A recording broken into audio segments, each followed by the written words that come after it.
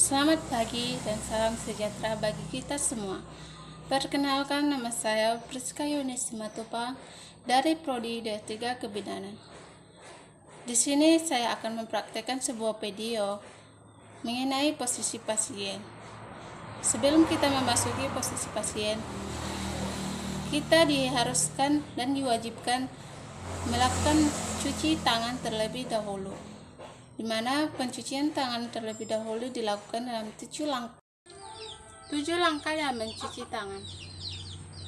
Usap 1, 2,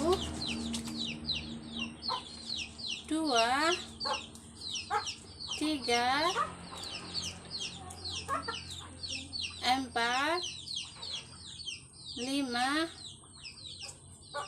6, 7. Lalu bilas. Cuci tangan sebersih mungkin.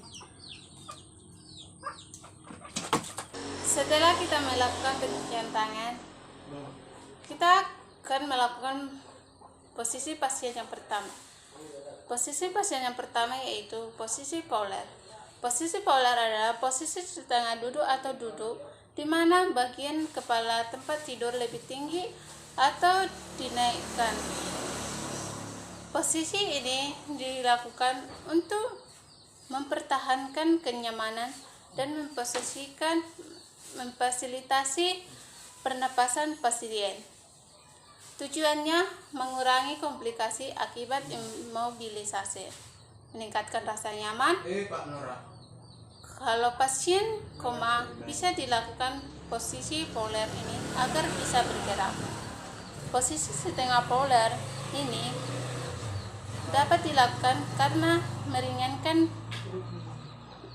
proses pernapasan. Misalnya, pasien sulit bernapas.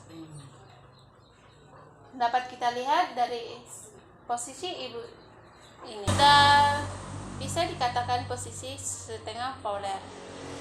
Dan jika tidak ada bantal, kita bisa menaikkan tempat tidurnya agar posisi ibu ini juga nyaman seperti biasanya. Dan posisi Fowler. Posisi Fowler digunakan untuk ibu yang sedang bersalin, posisi setengah duduk. Dapat kita lihat dari ibu ini. Posisi Fowler yang digunakan untuk membantu proses persalinan. Jika bantal tidak mencukupi untuk menopang pasien, bisa dibantu suami dari belakang untuk menopang pasien tersebut. Posisi Fowler sama setengah Fowler bisa diartikan dengan arti yang sama. Bedanya, posisi Fowler digunakan untuk ibu yang bersalin, sedangkan setengah Fowler untuk ibu yang sedang hamil. Posisi yang berikutnya adalah posisi SIM. Posisi SIM adalah posisi pasien miring ke kanan atau miring ke kiri. Tujuannya untuk meningkatkan drainase dari mulut pasien, mencegah aspirasi, dan lain sebagainya. Dapat kita lihat dari posisi ibu ini. Posisi ibu ini adalah posisi pasien dalam bentuk SIM. Yang berikutnya adalah posisi Trendelenburg. Posisi Trendelenburg adalah posisi pasien berbaring di tempat tidur, di mana posisi kepala lebih rendah daripada posisi kaki. Tujuannya untuk melakukan bedah di bagian perut. Dapat kita lihat dari posisi ibu ini, posisi Trendelenburg. Posisi ini bertujuan untuk meningkatkan kenyamanan pasien, terutama ketegangan pada punggung belakang dan pemeriksaan bagian pelvik, vagina, dan anus.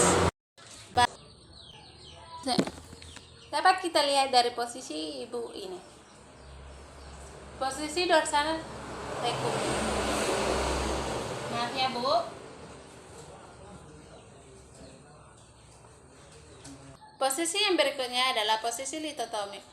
Posisi litotomi adalah posisi di mana pasien berbaring di tempat tidur telentang dengan mengangkat kedua kaki dan menariknya ke bagian perut. Posisi ini dilakukan untuk pemeriksaan genitalia pada proses persalinan dan pemasangan alat kontrasepsi. Maaf ya Bu, saya akan melakukan posisi yang pantasnya.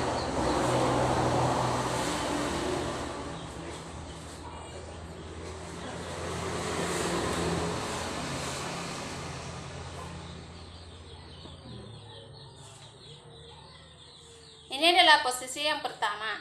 Posisi yang kedua, kaki di sekitar sini dan kaki di sini. Posisi yang berikutnya adalah posisi genupektoral.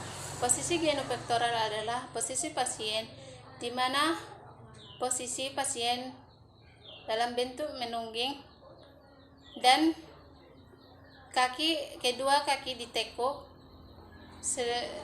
dan dada menempel pada bagian tempat tidur. Posisi ini dilakukan untuk memeriksa daerah rektum dan sigmoid. Tujuannya memudahkan pemeriksaan vagina, rektum, dan sigmoid. Adapun bentuk posisinya dapat kita lihat dari posisi ibu ini, posisi genupektoral. Maaf, permisi ya Bu. Maaf ya Bu. Oke. Nah, inilah posisi genupektoral. Posisi yang berikutnya adalah posisi ortotopenik. Posisi ini adalah posisi pasien di mana posisi pasien lagi duduk dan menyandarkan kepala pada penampang yang sejajar dengan dada, misalnya pada meja ataupun pada bantuan alat yang membantu pasien untuk melakukan posisi ortotopenik. Adapun tujuan dari posisi ortotopenik adalah melancarkan ekspansi paru pada pasien yang kesulitan bernapas secara ekstrim dan susah tidur, dan berbagai macam fungsi lainnya. Dapat kita lihat dari posisi ibu ini. Ini adalah posisi ortotopenik di mana bagian kepala berada di atas tangan yang sedang ditekuk dan kaki lurus ke depan. Posisi yang berikutnya adalah posisi supinasi. Posisi ini adalah posisi di mana pasien sedang telentang dan menyandarkan punggungnya agar dasar tubuh sama sejajar dengan posisi berdiri. Adapun tujuan supinasi adalah untuk meningkatkan kenyamanan dan memfasilitasi kesembuhan pasien yang melakukan proses pembedahan atau proses amnesti. Posisi supinasi yaitu, permisi ya Bu, saya akan melakukan supinasi terlebih dahulu. Tangan ibu dibuat ke bagian perut, sedangkan tangan kiri ibu lurus. Dan yang kedua, tangan ibu keduanya lurus diletakkan, sedangkan kaki ibu juga lurus diletakkan. Posisi yang berikutnya adalah posisi proponasi, di mana pasien posisinya telungkup berbaring dengan wajah menghadap ke arah bantal. Adapun tujuannya memberikan maksimal pada sendi lutut dan pinggang. Indikasi pasien menjalani bedah mulut dan kerongkong. Pemeriksaan pada bagian bokong dan punggung. Dapat kita lihat dari posisi ibu ini, posisi proponasi.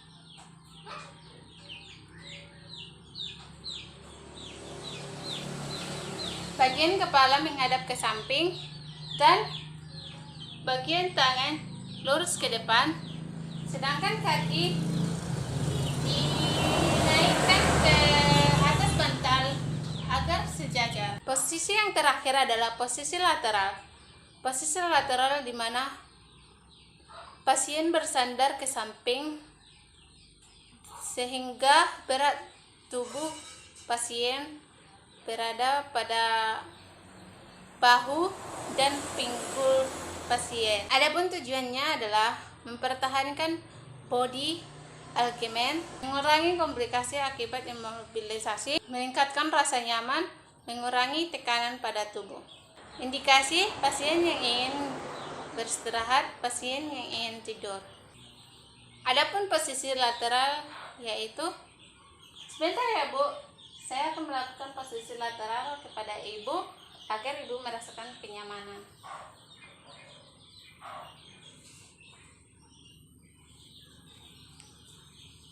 Baiklah, sekian dari hasil praktek video saya. Semoga bermanfaat. Sekian dan terima kasih.